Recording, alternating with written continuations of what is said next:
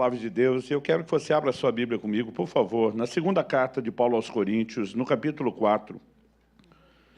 Segunda carta de Paulo aos Coríntios, capítulo 4. Eu quero ler do verso 16 até o 18, que diz assim: por isso não desanimamos, pelo contrário, mesmo que o nosso ser exterior se desgaste, o nosso ser interior se renova de dia em dia. Porque a nossa leve e momentânea tribulação produz para nós um eterno peso de glória acima de toda a comparação, na medida em que não olhamos para as coisas que se veem, mas para as que não se veem. Porque as coisas que se veem são temporais, mas as que se veem são eternas. Muitas vezes, na meditação bíblica, eu gosto de destacar aquilo que a gente pode classificar como palavras-chave dentro de um texto, que direciona o tom, da conversa.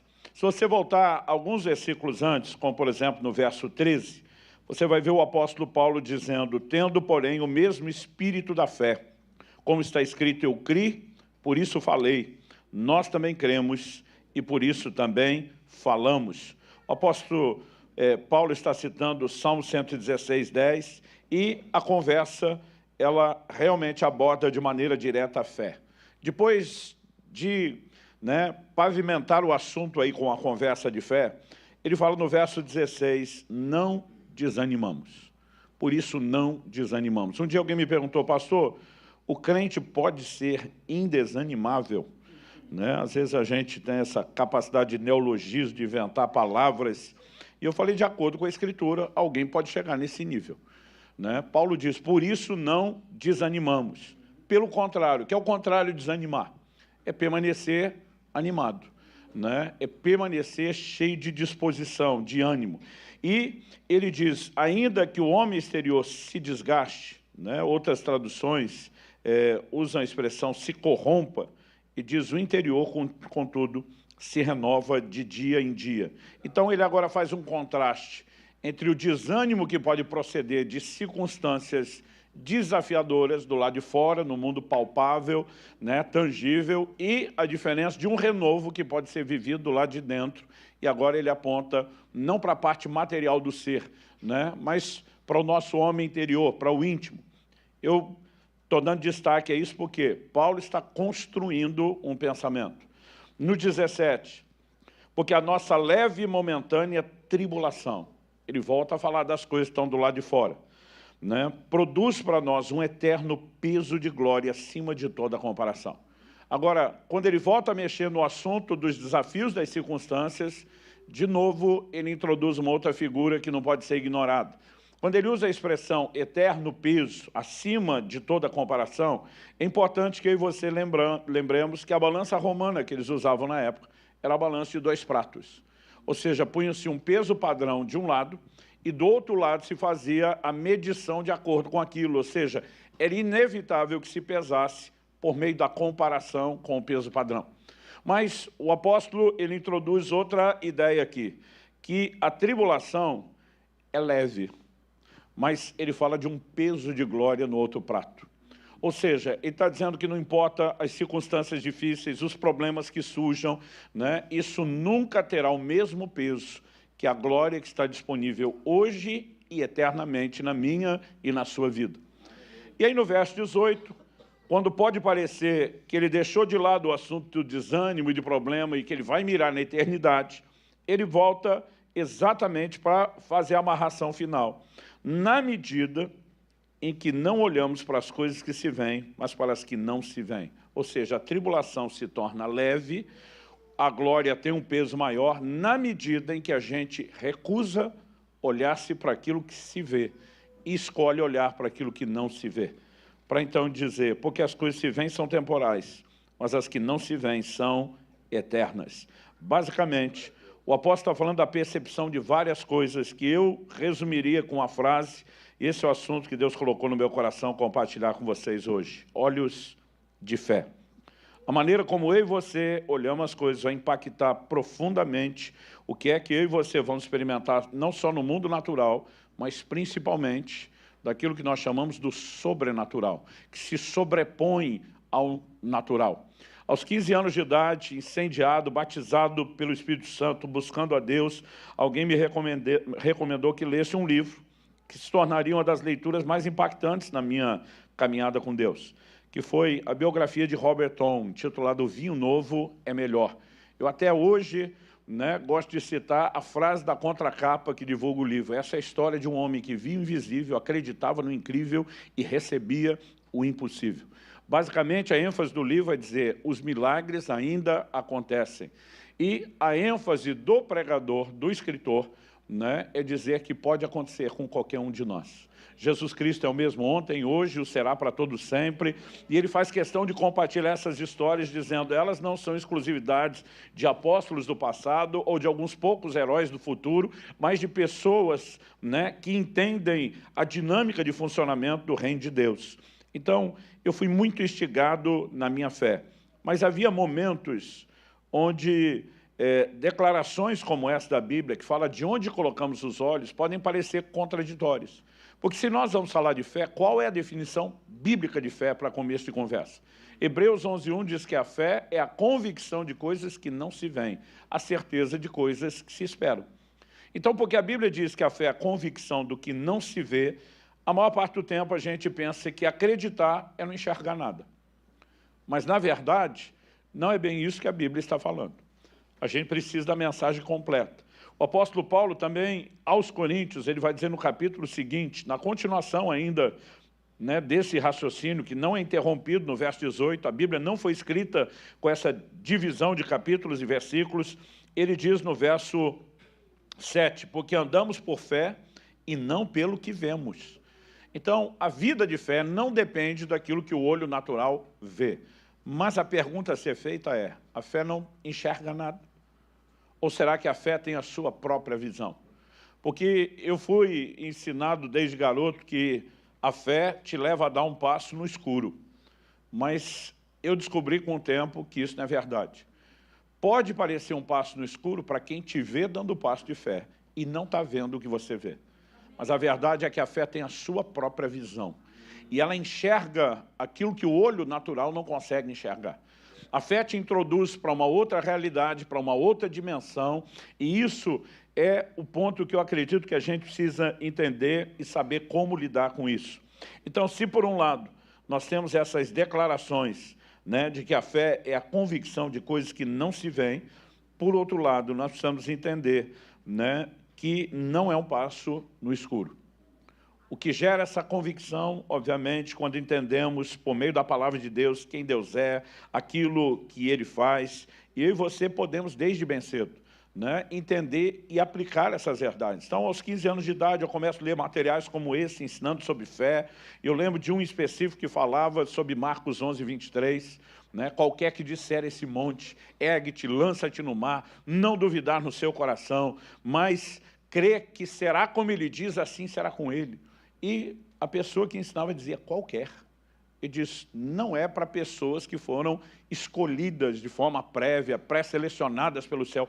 Qualquer um que fizer uso disso, crer no coração, falar com a boca, Ele mostrava a dinâmica. O texto que eu citei antes, de 2 Coríntios 4:13, do Espírito da Fé, diz, eu criei, por isso falei. Nós cremos, por isso também falamos. Então, a fé tem que ser verbalizada.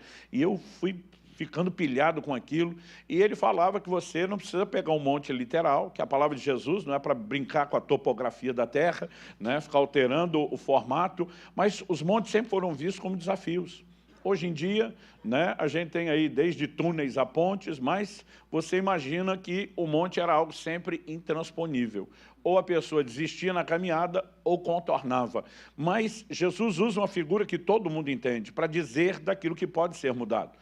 E eu, pilhado por aquelas coisas, falei, preciso achar um monte por onde eu possa começar. E, incendiado por aquilo, a primeira coisa que me chamou a atenção, aos 15 anos de idade, no sentido de onde eu posso aplicar essa palavra. Eu lembro que eu tinha uma verruga no canto do dedo da mão esquerda e que eu tinha a mania de ficar mordendo ela. Eu não sei se a teoria é verdadeira, se tem algo científico nisso, mas a verdade é que eu ganhei outras 10 verrugas, uma na ponta de cada dedo, porque alguém dizia que eu mordia lá e depois mordia do outro lado e que eu fui plantando as verrugas, filha. E Para um garoto de 15 anos, uma mão cheia de verruga, não estava empolgante. Os amigos já estavam começando a pegar no pé. Mas um dia um falou para mim, eu sei como é que você ganha essas verrugas. Você morde a verruga mãe, e aí depois, quando você morde a ponta do dedo, você foi plantando. E eu falei, como é que você sabe disso? Ele falou, porque eu também já tive isso, mas eu olhei a mão dele e não tinha nada. Eu falei, como é que você fez para se livrar dela? Tá, eu não era crente, fiz uma simpatia. Escreveu como era a simpatia. E eu olhei para ele e falei, sumiu? Ele falou, sumiu. Quando ele falou que sumiu, eu fiquei indignado. Falei, isso é uma simpatia, resolver um problema desse. Eu que tenho o nome de Jesus, o poder de Deus à minha disposição. Eu, na hora, lembrei do texto de Marcos 11, falei, vou começar com esses montinhos. E eu lembro que eu olhei para as minhas mãos, né, e falei assim, verruga, eu estou mandando vocês embora. Não permito que vocês fiquem mais aqui. Estou dando uma palavra de ordem, né? Jesus falou sobre mandar um monte plantar no mar. Eu não sabia nem para que mar mandar. Falei, pode escolher o mar que vocês quiserem, mas não vão ficar aqui. Dei aquela palavra, né? E fiz isso debaixo de uma convicção fora do comum. Mas esqueci. O dia seguinte, quando acordei no hábito, fui morder a verruga mãe. Não achei. Cadê a verruga? Olhei para ver se tinha trocado de mão. Comecei a procurar, a ponta dos dedos, tinham desaparecidas todas. Para um garoto de 15 anos, né, incendiado por Deus, entendendo os princípios e vendo a experiência, eu diria para você, foi um dos pontos de partida. E eu comecei a ter experiências com esse posicionamento de uma convicção, né? Quando, algum tempo depois, eu fiz a inscrição no serviço militar, eu lembro de dois amigos da igreja, um falando, era a expressão que se usava na época era se você tinha um cunha, alguém de influência. Falou, não, meu pai tem um amigo tenente, conversou com ele, já meio que está garantido a minha dispensa. Outro falou, meu pai é amigo de um coronel. Se o seu resolve, o amigo do meu pai mais ainda, porque a patente está acima. Né? E, de repente, eu estou quieto, eles olham para mim e você. Eu falei, já falei com a mais alta patente do universo. Aí os caras me olharam, como é que é? Eu falei, Deus. Quando eu falei Deus, eles riram. E aquilo me ofendeu profundamente. Eu falei, como é que eles estão rindo de Deus? Como é que eles podem acreditar que um ser humano pode resolver o problema deles, mas não o meu? E aí, para mim, virou um negócio pessoal. Falei, agora eles têm que ver que funciona e engolir essa. Mas a verdade é que os dois saíram do processo e eu fui ficando até a última. Quando chegou o último dia que eu fui me apresentar, eu falei para Deus, me recuso a aceitar que o único que decidiu confiar no Senhor e te honrar, e eu não tinha nenhum problema com fazer o serviço militar, mas eu já estava no ministério em tempo integral, pregando. E eu dizia para Deus, o Senhor não me mandou largar aquilo tudo para agora parar de novo e voltar para o serviço militar. Então, pela linha de coerência uma direção de Deus, eu sabia, né, que não era necessariamente o plano e a vontade de Deus. E o meu posicionamento foi, eu vou até o fim, eu não desisto, eu não me dobro, eu não vou desanimar, eu me recuso. Eu lembrava de uma frase de Smith Wigglesworth que dizia, a fé faz com que Deus passe por cima de 1 milhão de pessoas, te ache lá onde você está. Eu ficava no meu coração, declarando aquilo, eu dizia, não sei o que vai acontecer, mas vai acontecer. E daqui a pouco o capitão que conduziu o processo, ele disse, você aí no fundo, vestido assim, eu viro, eu falei, não, você mesmo que acabou de olhar para trás, deu toda a descrição. Eu falei, o que tem eu? Ele falou, qual é o número que está aí na sua ficha? Eu falei o número, ele anotou. Alguém falou do meu lado, dançou. Eles sempre pegam um que não vão com a cara, e esse é o que não vai escapar de jeito nenhum. Eu falei, impossível que o tiro saia pela culatra. Que o cara que mais acreditou vai viver justamente o contrário. Né? E dentro de mim eu dizia, não vou me dobrar, não vou desanimar, não sei o que está acontecendo, mas vou continuar acreditando em Deus. Mas eu lembro que na hora que entrei para fazer o exame médico, o cara falou, qual o número da sua ficha? Eu falei, número tal. Aí ele pegou um papel na mão, olhou, falou, repete. Eu falei, número tal. Ele falou, pega suas coisas e vai embora. Eu falei, mas eu não vou fazer o exame? Ele falou, não sei o que aconteceu, que o capitão foi com a sua cara e disse, dispensa aquele menino, não deixa sequer ele fazer o exame. E eu senti que Deus deixou ele mais emocionante até o finzinho, mas que muitas vezes circunstâncias que não vão de acordo com o que a gente gostaria poderiam nos desanimar se não houvesse em nós convicção. Ao longo dos anos, eu comecei a entender esse outro lado de que a fé tem uma visão. Você pode falar isso comigo? Diga, a fé tem uma visão. Em Hebreus, no capítulo 11, no verso 27, a Bíblia diz que Moisés ficou firme como quem via o invisível. Outra tradução diz como quem vê aquele que é invisível. Mas se Deus é invisível e o que Ele tem prometido fazer é invisível, que ainda não se materializou. Como é que eu e você podemos ver? Então é evidente que a visão da fé não é a visão dos olhos naturais. É por isso que a gente diz que a fé tem a sua própria visão. Ela enxerga aquilo que o olho natural não pode enxergar. Por que é importante que eu e você entendamos que a fé tem uma visão? Para que a gente entenda a dinâmica de funcionamento da fé. Muitas vezes a gente só é encorajado na Bíblia, tem que crer, tem que acreditar, mas às vezes a gente é pouco instruído sobre como a fé funciona, né, de maneira que a gente possa usá-la e tirar proveito disso. Então, eu lembro de ocasiões que eu ia orar pelas pessoas e eu fazia careta. E alguém falou, por que você faz careta? Eu falei, estou fazendo cara de fé. Né? A pessoa, como assim? Eu falei, sei lá, eu quero tentar expressar que eu estou acreditando, que eu estou... De repente, eu mesmo comecei a pensar, eu falei, isso é ridículo. Né? Por que a gente acha que fazer uma careta vai mudar alguma coisa? Mas foi a hora que eu comecei a pensar que ninguém tinha explicado muita coisa sobre a fé. Eu sabia que sem fé é impossível agradar a Deus, como diz Hebreus 11:6, que sem fé ninguém recebe nada de Deus, como diz Tiago 1, mas às vezes a gente não ouve sobre como a fé opera e como eu e você podemos intencionalmente fazer uso dela. Então, eu quero falar um pouquinho sobre isso. E o que Paulo diz lá em 2 aos Coríntios é que a fé não olha as circunstâncias. Eu e você precisamos entender isso. Quem olha para as circunstâncias vai colher um outro resultado, que é o desânimo.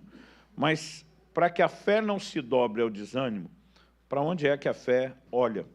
Em Romanos, no capítulo 4, a Bíblia fala ali nos versos 11 e 12 de Abraão como sendo o pai da fé, que nos deixou pegadas de fé, nas quais eu e você temos que também andar.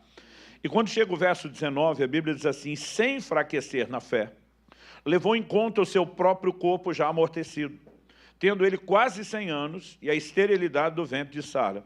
Não duvidou por incredulidade da promessa de Deus, mas pela fé se fortaleceu, dando glória a Deus, estando plenamente convicto de que Deus era poderoso para cumprir aquilo que havia prometido. Quando a Bíblia diz sem enfraquecer na fé, significa que pessoas que começaram a crer podem recuar e retroceder. Elas podem enfraquecer. Mas a Bíblia diz que, diferente disso, ele se fortaleceu. Como? Dando glória a Deus. Né? Como as pessoas às vezes enfraquecem e como elas fortalecem. A Bíblia diz que não levou em conta o seu corpo já amortecido. Se ele ficasse focando apenas na realidade da sua limitação, da idade, da incapacidade, ele jamais teria rompido, a fé não teria funcionado, não teria chegado ao nível de um resultado final, e o pouco que ele já tinha conseguido crer, ele teria enfraquecido. Mas a Bíblia diz que ele se fortaleceu, verso 20, dando glória a Deus. Eu imagino que cada vez que ele lembrava da idade, da incapacidade, ele tinha que fazer uma escolha. Ou eu olho para a realidade do meu corpo, ou eu olho para o Deus que fez a promessa. E eu imagino que ele começava a dizer, o Senhor é aquele que mudou o meu nome para Pai de multidões. Tudo aquilo que o Senhor fala é verdadeiro, tudo aquilo que o Senhor promete se cumpre. Eu escolho olhar para o Senhor, eu escolho focar no seu poder, eu escolho alimentar essa convicção. Então, quase sempre que você vê elementos práticos como esse, enfraquecer ou fortalecer, a pergunta tem a ver com onde está o nosso foco. E ele consegue se manter plenamente convicto daquilo que Deus era poderoso para fazer. Deixa eu dar um outro exemplo. Quando você olha no Antigo Testamento, você percebe que de uma geração inteira que sai do Egito, uma geração inteira, a Bíblia diz que Moisés envia 12 espias, um representante de cada tribo, não eram pessoas quaisquer, eram príncipes nas suas tribos, homens nobres que representavam o povo, falavam por ele. Quando eles voltam, a Bíblia diz que 10 dos espias desanimam todo mundo, dizendo, olha, a terra até que é boa, mas... E o problema não era o relatório da terra ser boa, é quando eles começam mais. Mas tem gigante. Mas os gigantes habitam em cidades fortificadas. Mas, além de ter gigantes, cidades fortificadas, as cidades fortificadas estão nos altos dos montes, ou seja, são fortalezas intransponíveis. E, de repente, a perspectiva deles é, o lugar da promessa pode ser bom, mas é inacessível. E a Bíblia diz que eles desanimaram o coração de todo mundo. Porque se por um lado a Bíblia diz que a fé vem por ouvir, por outro aí você precisamos entender que a incredulidade também vem por ouvir. Vem por ouvir um relato contrário, né, diferente, divergente daquilo que a palavra de Deus diz, do que a promessa de Deus sinaliza. Mas a Bíblia fala de 2 homens que se posicionaram de forma diferente, Josué e Caleb. O posicionamento deles foi firme. E daí que a terra tem gigantes. nós vamos consumi-los como pão.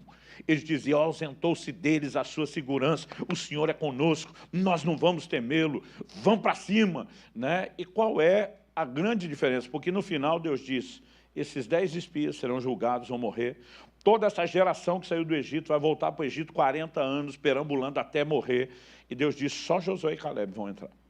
De uma geração inteira, gente, 600 mil homens de guerra, de 20 anos de idade para cima, que puxavam da espada, só 2 entraram. A pergunta é por quê? Não tinha todo mundo o mesmo Deus? Sim. Não tinha todo mundo a mesma promessa? Sim. Não tinha todo mundo o mesmo problema? Os gigantes eram os mesmos, com o mesmo tamanho, para todo mundo. Mas esses 2 tiveram uma atitude de fé diferente. Enquanto todo mundo só está olhando para o gigante, eles enxergam além ou através dos gigantes a materialização da promessa. O Senhor está conosco. Em momento nenhum a fé nega a realidade dos problemas ou da adversidade. A Bíblia diz que Abraão levou em conta o corpo amortecido, mas não para considerar que isso tem mais importância do que a promessa. Eles estão reconhecendo que a terra tem gigante, eles não estão negando isso, mas estão dizendo, e daí? Esse gigante é que tinham que estar com medo agora, porque o que nós temos, eles não têm. Nós temos a promessa de Deus, nós temos Deus do nosso lado, nós podemos dizer de boca cheia, se Deus é por nós, quem será contra nós? E aí que você vê realmente a diferença. Então, diante desse contraste, e quando eu e você começamos a andar nesse lugar de fé, e a fé passa a ter uma visão, é impressionante o que isso vai fazer por você. No início do meu pastorado, em Guarapuava, eu saía viajar e pregar muito pouco, né, pelo envolvimento com a igreja local, então era uma saída por mês de um fim de semana. Mas eu lembro de um fim de semana que eu estava saindo para pregar, e eu não tive coragem de dizer para os irmãos que tinham me convidado, que eu não tinha condições, né, financeiras de fazer a viagem de ida. Sabia que depois eles iam reembolsar custo e garantir a volta. Mas eu não tinha coragem de falar, e eu falei, Deus, eu preciso confiar que o Senhor vai fazer algo. E eu não vou pedir nada para ninguém, né? Então, eu comecei a orar por aquilo alguns dias antes, mas quando chegou a última semana, né, eu lembro que viajaria assim, entre a quinta, final da tarde, para o começo da noite. E quando virou o domingo e nada tinha acontecido na igreja, eu comecei a orar todo dia, mas assim, várias vezes ao dia, clamando que a provisão chegasse. Mas eu falei para Deus, se até quinta-feira, na hora do almoço, ninguém vier atrás de mim com o recurso. Eu falei, então eu vou lá para o banco, e não tinha nada no banco, né? Mas eu falei, eu vou lá para o banco, crendo que o Senhor vai fazer um milagre diferente. Eu lembro que todo dia, quando chegava em casa, final do dia, ou à noite, quando tinha culto ou reunião, aquele perguntava, e aí, aconteceu alguma coisa? Eu dizia, ainda não, ainda não, ainda não, todo dia. Na quinta-feira nós estamos almoçando, ela falou, e aí, nós vamos viajar hoje. Não tem condição nem de abastecer. Como é que vai ser? Eu falei, não sei. Mas o meu acordo com Deus, que você sabe, é que depois desse almoço, eu te deixo na escola, onde ela trabalhava como pedagoga, e falei, e eu vou resolver isso entre eu e Deus. Eu vou lá para o banco buscar o dinheiro. Eu não sei de onde vem, eu não sei como vem, mas eu sei que vem.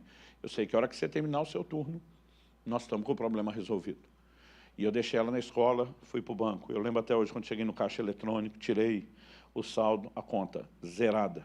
Não tinha crédito, não tinha cheque especial, então estava zerada. E eu lembro que eu falei para Deus, vou te dar mais uns 10 minutos aí, porque eu tenho uma coisa para resolver aqui perto, né? Aí, na verdade, eu falei, vou te dar 1 hora. Pensei tudo que tinha que fazer, voltei 1 hora depois. Tirei o saldo de novo, zerado. Falei para Deus, vou te dar mais 1 horinha, né? Então, eu fui primeiro mais ou menos ali por volta de 1 e pouquinho, voltei 2 e pouquinho, e depois voltei às 3. Ainda estava zerado. Aí eu falei para Deus, agora eu não vou a lugar nenhum. Quando eu cheguei perto das 3 e tirei o saldo, uma funcionária do banco passou, acho que tinha percebido que eu estava voltando, ela falou, o senhor está esperando algum dinheiro? Eu falei, estou. Ela falou, de onde vem? Eu pensei, enxerida. O que você tem a ver com isso? Mas eu respondi com uma pergunta, falei, por que você quer saber? Ela falou, ai, desculpa, não quero parecer invasiva, mas é que dependendo da cidade de onde o dinheiro vem, as agências do interior fecham às 3 e não às 4 da tarde. Então, o senhor já está indo no limite, então se não entrar até às 3, dependendo de onde vem, não entra hoje. Eu pensei, mensageira de Satanás, eu não vou te escutar, né? Eu falei, não, pode ficar tranquilo, eu vou sair daqui com o dinheiro hoje. né? Não, perdão, isso aí era um funcionário. A funcionária eu só perguntei se pagava para ficar tirando... Não tinha dinheiro, mas vai que cobrasse depois retroativo, né? Eram tempos diferentes, gente. Esse mundo online era todo novo ainda na época, né? Então, eu falei, paga para tirar? Ela falou, olha, extrato sim, saldo não. E eu lembro que simplesmente eu fiquei plantado ali, orando. E quando deu 1:4, 1 minuto para fechar o banco, e eu tirei, estava zerado. Eu estava já com calhamaço assim de saldo zerado impresso. Quando eu passei 4 em pontos, 0, né, minutos, 20 e poucos segundos, tinha entrado exatamente, naquele momento online, o valor que eu precisava para a viagem. Eu saquei o dinheiro, eu lembro que eu olhei para o funcionário, tinha dito que talvez ia sair 100, mostrei para ele o dinheiro, está assobiando, Deus é fiel. Fizemos a viagem, mas pensa num negócio que eu fiquei, de onde veio esse dinheiro? Então, quando eu voltei de viagem, fui no banco, a gente não tinha acesso a essas informações online, e perguntei para uma funcionária do banco, que era da nossa igreja. Falei, tem como eu descobrir no extrato quem que fez um depósito? Ela falou, pastor, quem não? Mas a agência de onde veio, sim.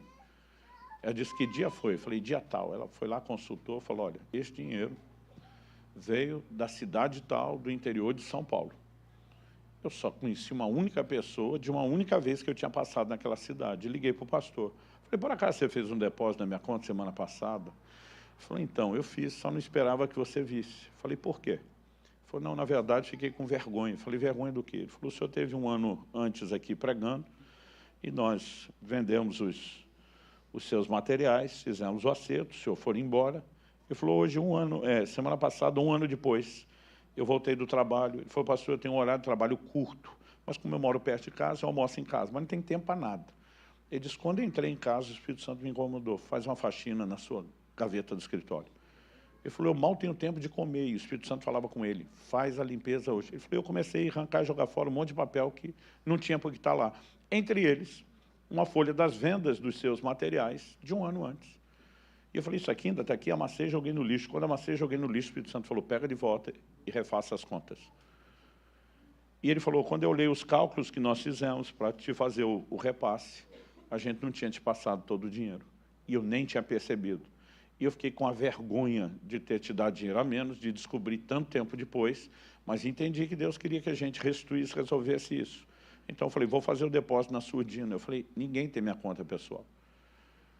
Os livros nunca são feitos num acerto pessoal. Ele falou, dessa vez o senhor explicou que tinha pagado primeiro para o ministério, que estava precisando de dinheiro, e que agora o reembolso era seu. Então eu tinha a sua conta. Falei, onde que é esse banco? Ele falou, na frente de cá. Eu falei, que hora que você fez? Ele falou, pastor, aproveitei o horário do almoço mesmo para ir no banco. Eu falei, mas você fez na boca do caixa ou naquele depósito eletrônico? Ele falou, pastor, na verdade, eu tenho um amigo que trabalha no banco, que é um caixa interno, então dei na mão dele. Né? Ele provavelmente só faz isso quando fecha o banco. Eu falei, o banco aí fecha às 3. Ele falou, é. Eu falei, ele só fez às 4. Ele falou, como é que você sabe? Eu falei, porque eu estava plantado do lado da máquina. Um depósito, vai na boca do caixa. Eu contei a história para ele, ele ria. E ele também ficou impressionado, porque Deus o tinha dirigido, né, para resolver aquela situação. Eu acho que, de alguma forma, Deus já orquestrou 1 ano antes. Deixa eu fazer um depósito, uma reserva para quem não trabalha, né, de forma precavida, fazendo fundo, deixa eu fazer uma reserva para a hora que ele vai precisar. Mas eu comecei, desde cedo, a perceber que ou você pode desanimar, desistir. E é muitas vezes em momentos como esse que nós perdemos as intervenções do sobrenatural.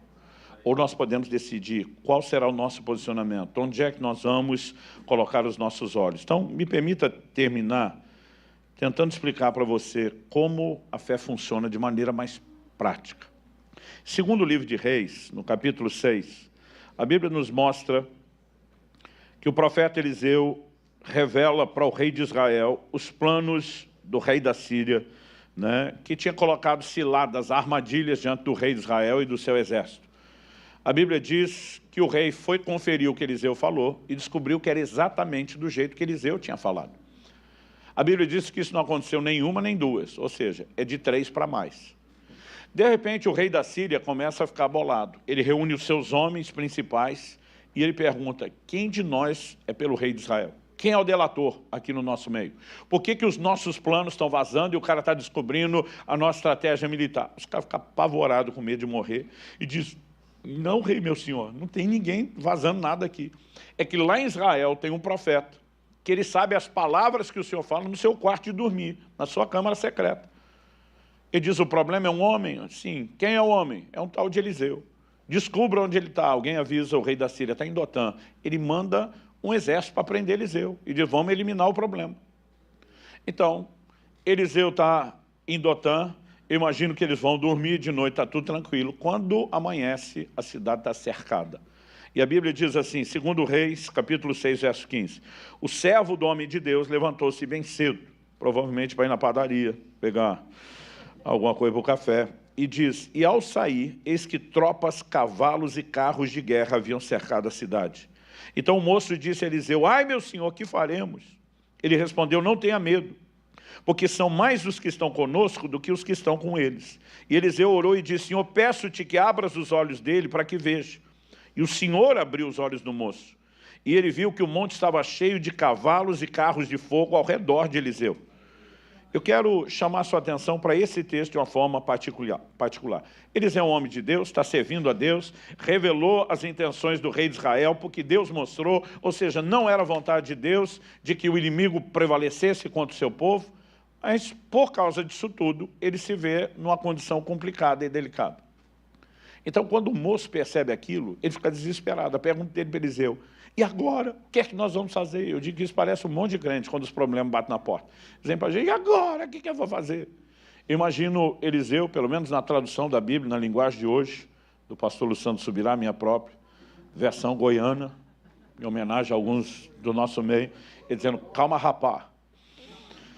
E diz: em maior número estão conosco do que os que estão com eles. Você imagina a confusão da cabeça desse garoto olhando para Eliseu? Maior número estão conosco. A cidade cercada por um exército. Eu imagino ele olhando para Eliseu, contando 1, 2, 2, 1.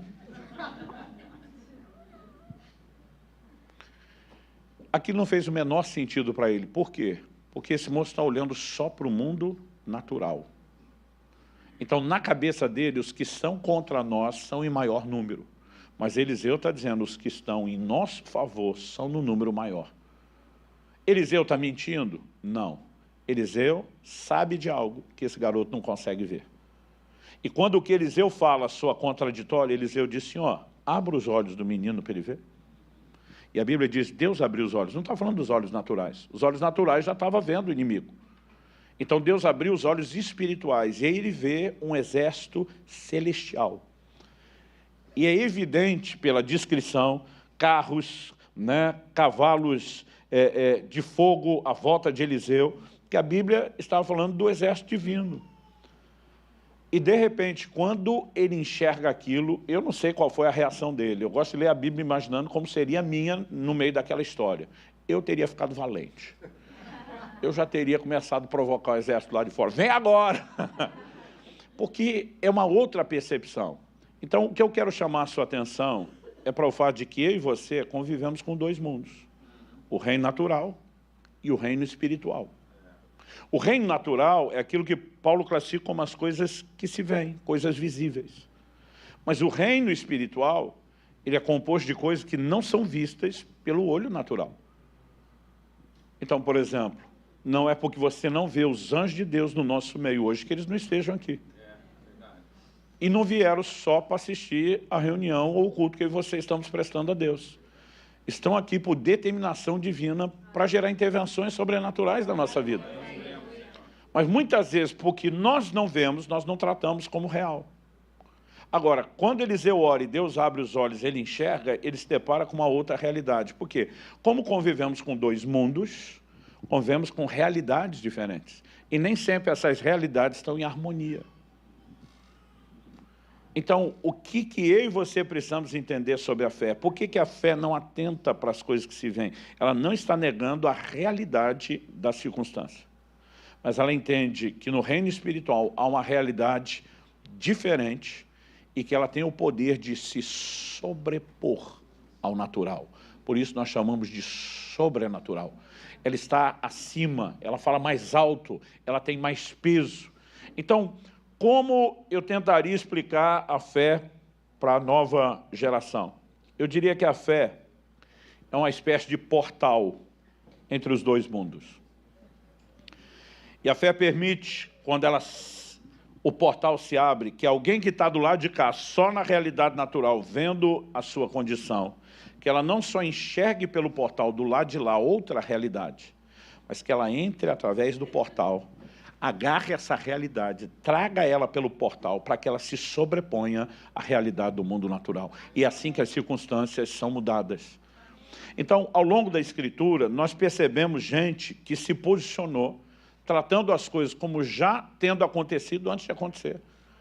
Deus chama Abraão de pai de multidões antes dele ter o filho. Mas a Bíblia diz que Abraão creu no Deus que chama à existência as coisas que não são, como se já fossem. Não são aqui no terreno natural, porque o Deus que não mente já mostrou uma realidade do lado de cá. Então quem está mirando o lado de cá, ele começa a falar não de acordo com o que ele ainda vive aqui no natural. Ele enxerga aquela realidade e diz, essa é maior. A Bíblia diz no livro de Hebreus, pela fé entendemos que os mundos foram criados pela palavra de Deus. Os mundos. A palavra traduzida mundo, além de estar no plural, ela não é cosmos. Cosmos é mundo no sentido do universo. A palavra ali, aionos, fala de dimensões. Os mundos foram criados pela palavra de Deus. A Bíblia diz de maneira que aquilo que se vê, o natural, veio a existir a partir daquilo que não se vê. Para nós, porque a gente não vê o mundo espiritual, a gente não trata como real. Na perspectiva divina, o mundo espiritual é mais real que o natural, porque o natural veio existir dele. Ele já existia antes, deu origem a todas as coisas. Então, a fé consegue ter uma percepção de realidade que os nossos sentidos não têm. Então, você vai ver gente se movendo antes. Deus fala para os sacerdotes, na hora de atravessarem o Jordão, vocês vão carregando a arca à frente do povo, e quando vocês pisarem na água, eu vou cortar as águas. E a Bíblia diz que lá vão eles. Mas a Bíblia diz que quando eles pisam as águas, Deus cortou as águas. Eles viram a água cortada? Não. Sabe por que não? A Bíblia diz que Deus cortou as águas na cidade de Adã, quase 30 quilômetros para cima de onde ele estava. No momento em que eles pisam, as águas foram cortadas, mas ninguém viu. E eu fico imaginando a hesitação de alguns. E agora? Deus disse que ia cortar. Deus cortou, mas nós não estamos vendo. A gente não precisa ver. Se Deus falou, está falado. Aleluia. Mas daqui a pouco as águas começam a baixar. Por quê? A realidade do plano de cá dessa dimensão, ainda que nem sempre venha de forma instantânea, ela começa a escoar para o lado de cá, para quem se posiciona, para quem obedece. Então, é interessante, você olha, por exemplo, para Elias, Deus diz, levanta-te, quando ele está no ribeiro de Querite, vai a Sarepta de Sidom, já ordenei uma mulher viúva que te sustente. Gente, quando você pensa no termo viúva, era aplicado não só para a mulher que não tinha marido, mas era usado de uma maneira muito mais específica para quem não tinha arrimo de família. Então a Bíblia fala que ela tinha um filho pequeno, não tinha condição de produzir. A produção na terra era dificílima, sem chuva nem se fala, né? Uma pessoa que está sozinha, não tem força, não tem mão de obra, não tem capacidade de produzir, né? Eu imagino Elias pensando, tomara que a mulher já fosse rica antes da seca, porque senão não teria a menor condição. Agora, quando ele chega lá, a mulher não está sabendo de nada. Ela não só não está sabendo de nada, como ela não tem condição nenhuma. Ela olha para o Elias e fala, olha, eu vim pegar uns cavacos para preparar a última refeição, é a saideira. Eu e meu filho vamos comer, e depois disso vamos morrer, acabou.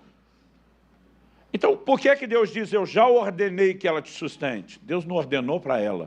Deus determinou no plano espiritual que isso acontecesse. Então, a mulher não precisa saber, as circunstâncias não precisam estar alinhadas, mas porque Elias tem uma palavra de Deus, dentro dele algo está lá. Se Deus falou, está falado. E se essa mulher não pode me ajudar nesse momento, quem tem que viver o milagre primeiro é ela.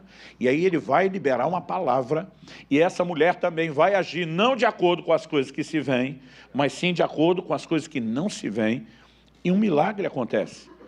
Sabe, eu lembro de uma época que eu ficava ouvindo testemunhos dos pregadores e eu só lamentava por que Deus não fazia na minha vida o que fazia na deles. Como se Deus decidisse fazer essas coisas sozinhos. Nós precisamos entender a responsabilidade de ousar acreditar, de ousar confiar, de entrar nesse lugar e dizer, eu vou interagir com Deus e eu vou produzir as manifestações do sobrenatural.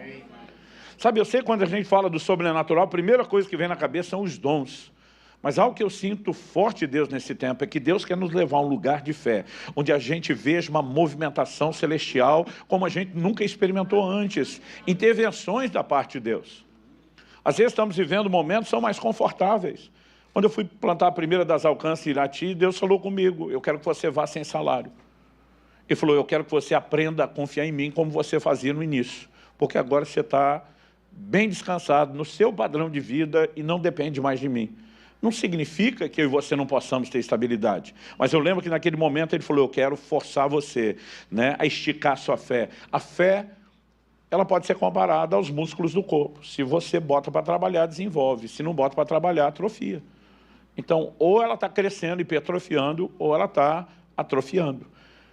E eu lembro dos desafios que Deus começou a colocar diante de mim, né? E que começaram a me levar para um lugar de ver cada vez mais intervenções de Deus. Mas eu tive que entrar nesse lugar de compreensão. Eu vou passar o portal, eu vou agarrar essa verdade, eu vou tirá-la de lá. E não tem o que me impeça de levar o que Deus está falando a sério. Às vezes a fé, ela vai demonstrar um ato de obediência, mesmo que você não precise de um milagre.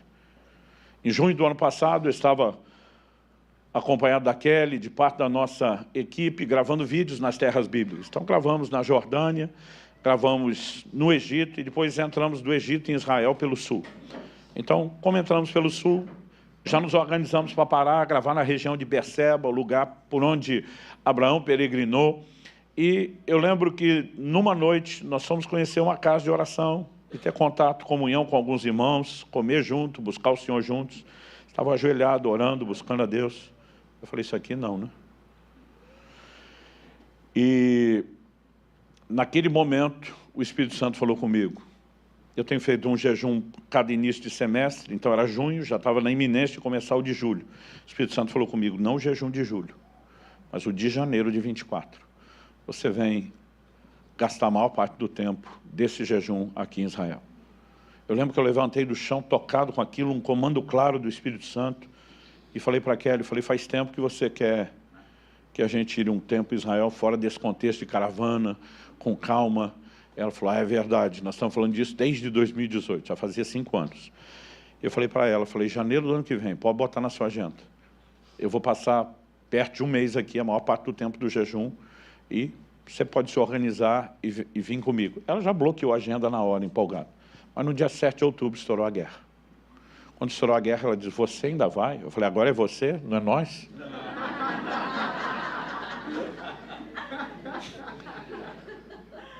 Eu falei: é claro que eu vou. Ela falou: está em guerra. Eu falei: e daí? Deus não sabia disso? Quem não sabia era eu e você. Mas o Deus que falou isso, ele é o Deus presciente, onisciente. Ele sabia disso e chamou. Eu falei: filha, não tem jeito de eu não ir. Ela falou: eu já estou preocupada antes. Eu falei: o problema é seu. Tem 2 formas de nós fazer isso. Ou você administrar e vencer a preocupação e entrar no lugar de confiança e descanso, ou você ficar sofrendo de preocupação. Mas que eu vou, eu vou. Porque algo que eu tenho aprendido ao longo do tempo, a fé obedece. Por quê? Ela sabe que Deus tem razão, ela sabe que Deus tem informações que a gente não tem. Agora, você não chega a um lugar desse, reuni a equipe antes, falei: gente, nós não vamos falar nada para a igreja, porque eu não quero deixar a turma preocupada. Então, eu vou dar a notícia que eu estive quando estiver voltando. Mas vocês têm que saber. Eu falei: não importa o que aconteça lá, porque eu tenho palavras e promessas de Deus, eu creio que eu volto. Abraão, quando vai sacrificar seu filho, ele fala para os servos: nós vamos lá, adoraremos e voltaremos. Mas não está indo matar um menino, mas Deus tem promessa. Então, se chegar, finalmente, Deus vai ressuscitá-lo, porque esse negócio não pode parar. Então, eu falei: pela lógica, eu volto. Mas eu quero que vocês saibam que mesmo que alguém me garantisse que vão apertar algum botão, que vai sumir o Oriente Médio inteiro do mapa, eu iria do mesmo jeito. Eu falei: então, eu espero que vocês consigam entrar no lugar que eu estou, de descanso, animado e empolgado com Deus. Se vocês não conseguirem, é uma boa oportunidade de crescer e aprender como lidar com isso. Mas você não chega nesse lugar de descanso da noite para o dia. Quantas vezes eu me via olhando para as circunstâncias, e isso te desanima profundamente. Mas Paulo diz: não atentando nós nas coisas que se veem, e sim nas que não se veem. Você tem que abrir o portal pela fé, você tem que olhar para o lado de cá, você tem que deixar que isso encha o seu coração, né? Produz em você convicção. Mas pastor, como é que eu enxergo o que eu não vejo? você não enxerga. Você vislumbra pelo que Deus diz. A capacidade de enxergar é por causa das promessas que Deus fez. Então, na verdade, a gente enxerga a materialização da promessa. Eu vou chegar lá. Muitos de vocês estão diante de desafios instantâneos, já estão acontecendo nesse momento. E talvez você precise de um milagre de Deus, uma intervenção de Deus na sua casa, na sua família, nas suas finanças, no seu corpo. Mas outros de vocês talvez não estejam diante de um desafio agora. Mas pode ser que o desafio surja daqui a pouco. E quando ele vier, você tem que estar pronto. Porque tribulação, meu amigo, é tipo uma fila. Vem um problema atrás do outro. Quando você resolve um, é como se o que está saindo dissesse próximo. Né? Então, nós vamos ter desafios o tempo todo e nós precisamos aprender a lidar com isso. Anos atrás, ainda morava em Guarapuava, e eu acredito que isso foi ali pelo ano 2000 ou 2001, eu descobri que eu tinha contraído uma hepatite. O médico que me atendeu, que era da igreja, falou: pastor, seu fígado está virado na gelatina. Se o senhor não parar e não repousar, o senhor pode ter problemas sérios. Não tem outro tratamento a não ser repouso, esperar. Nós vamos ter que lidar com isso. O senhor vai ter que parar essa sua agenda. E ele falou: lá na igreja quem manda é o senhor, no consultório mando eu. E se precisar eu venho com a polícia te internar. Mas que o senhor vai parar, o senhor vai parar. Eu falei: tá bom, já entendi. E tudo que um imperativo precisa é de uns dias parados para quase morrer de tédio. A primeira semana eu falei: glória a Deus, eu mesmo estou na correria, estou precisando de descanso. E a primeira semana foi boa, mas depois de uma semana você começa a ficar assim, com um problema sério, né? Uma crise de acomodação, você não consegue ficar parado. Mas eu falei: não, eu vou ter que vencer isso. Mas eu pensava, de 1 mês a 40 dias, eu dizia, uma eternidade. Mas eu vou conseguir, eu vou aproveitar esse tempo em Deus. E eu estava estudando a Bíblia, eu estava, né, lendo os livros, eu estava orando. Mas teve um dia que, enquanto eu estava orando, me veio uma percepção. Qual era a percepção? Todos os pastores da equipe estavam debaixo de ataque, em áreas diferentes.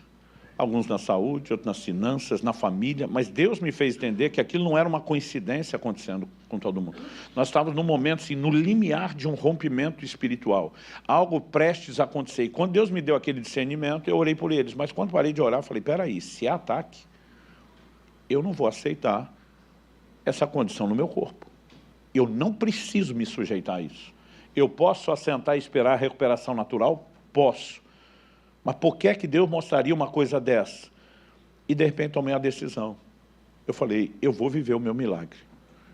E eu comecei a declarar todos os textos bíblicos sobre cura que eu lembrava. Por quê? Eu falei: eu mesmo vou abrir esse portal. Eu tenho a palavra já escrita e declarada do lado de lá. E eu passei 2 dias inteiros, gente, noite e dia, só confessando o texto bíblico. Os primeiros 20 minutos é mais fácil. Depois de 2 horas, você tem um teste, a empolgação vai lá. Mas depois de 2 dias, meu amigo, o dia inteiro. Mas eu lembro que quando dormi a segunda noite, eu tive um sonho. Qual foi o sonho? Algo que me incomodava demais nessa fase que eu tive hepatite, era a cor da urina que ficava muito escura. E eu lembro cada vez que ia ao banheiro, eu pensava: meu Deus, deve estar tudo estragado por dentro, porque era um negócio fora do comum. O médico já tinha me prevenido para dizer: não assusta, mas acho que ele conseguiu me deixar mais assustado. Mas o sonho era simples. Tudo que eu lembrava do sonho eu ia ao banheiro e observava depois que a cor da urina estava normal. E eu comentava: voltou ao normal. E eu acordei. Quando eu acordei, aquilo encheu meu coração. Parece que o portal abriu, parece que eu enxerguei do lado de lá. Eu falei: é a minha cura, é isso que Deus está falando. Eu dei um glória a Deus, eu pulei daquela cama feliz e fui ao banheiro urinar. E a hora que eu fui urinar, aleluia, a urina estava escura. Aí eu pensei, viajei. Coisa da minha cabeça, acho que eu pensei demais nisso. Estou atribuindo a Deus. Voltei para a cama, parecia um orangotango. Os braços quase arrastando o chão, desanimado, joguei na cama e falei para mim mesmo: larga a mão de ser besta, de querer espiritualizar tudo, toda hora, o tempo todo, né? E tinha desistido. E de repente o Espírito Santo falou comigo: eu mostrei a você a realidade do reino espiritual. E você pode escolher entre isso ou aquilo que você está enxergando. Eu enlouqueci, me deu um surto de fé. Eu pulei da cama, eu falei: diabo, você tentou desanimar, me desanimar e estava conseguindo. Mas quer saber de uma coisa? Acabei de chamar a revanche. Peguei um jarro d'água, gente, enchi com uns 2,5 litros de água e comecei a tomar um copo atrás do outro, porque eu queria acelerar a ida no banheiro. Quando eu fui ao banheiro a segunda vez, estava clara. Essa hora que o diabo fala, também com tanto de água que bebeu, mas nunca mais escureceu. A icterícia, o amarelão dos olhos, da pele, que já teve hepatite, sabe o que é isso, né? Também desapareceu no final do dia. E eu lembro que eu fui bater lá no consultório do médico que estava me acompanhando. E quando eu cheguei, ele, o que você está fazendo aqui? Eu falei, vim para te examinar. Ele já olhou para mim e falou, não. Eu falei, sim. O não dele era porque ele sempre falava, essas coisas só acontecem com o senhor, conosco os meros mortais, não. Ele sempre falava desse jeito. Eu falei, dá uma olhada, se tem algum indício de alguma coisa aqui, né? E eu tenho vivido um momento suficiente para perceber que é uma escolha. Ou você se alimenta do que desanima, ou você se alimenta daquilo que fortalece a convicção e acaba mudando as circunstâncias. Quando eu fui para o parto de Israel, meu filho, houve uma complicação muito séria, né? O médico, durante muito tempo, mesmo não cristão, ficava chamando ele de menino milagre. Ele dizia que não consegue entender o que aconteceu, como que meu filho sobreviveu, mas na hora que eu estava abatido com tudo que eu tinha visto acontecer, né? Eu tive que ajudar, quando a Kelly estava com hemorragia intensa, botá-la na maca, levá-la para o cirúrgico, eu presenciei tudo. Enquanto estava esperando a preparação dela para a cirurgia, antes de me chamarem na sala, eu estava desanimadíssimo. E uma hora o Espírito Santo falou comigo, você tem duas opções e vai ter que escolher. Ou você fica aí sentado chorando e enterra o seu filho, ou você se levanta e faz alguma coisa a respeito.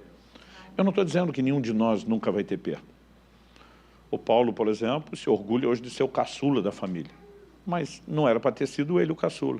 A gente teve, meus pais tiveram, né, uma quarta criança, que era uma menina, viveu 2 dias e faleceu.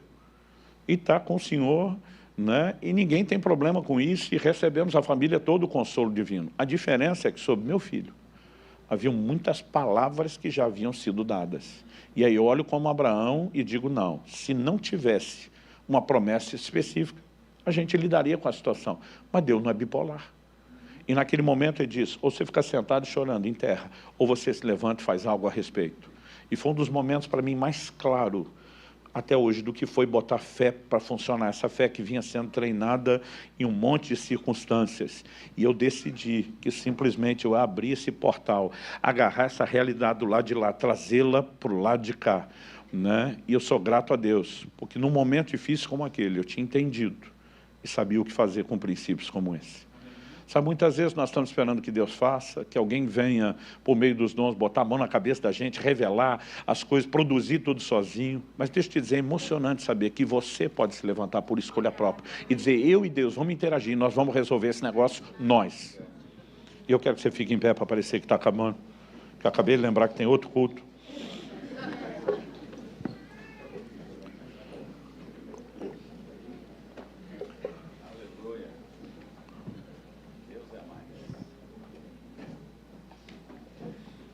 Eu quero te desafiar a crer, e crer não só para você, crer por outros. Há muitas pessoas que se posicionaram diante de Deus por gente que nem estava perto, fisicamente, nem estava presente, né? E conseguiram produzir milagres em outros. Eu quero te desafiar a esticar e botar para trabalhar a musculatura da sua fé, né? Em prol da sua casa, em prol da sua família, em prol da igreja. Deus tem promessas para essa casa. E nós vamos ter que agarrar, perseguir isso, lutar por isso e dizer, né, não sabemos exatamente como ele vai fazer, mas que vai fazer, vai fazer.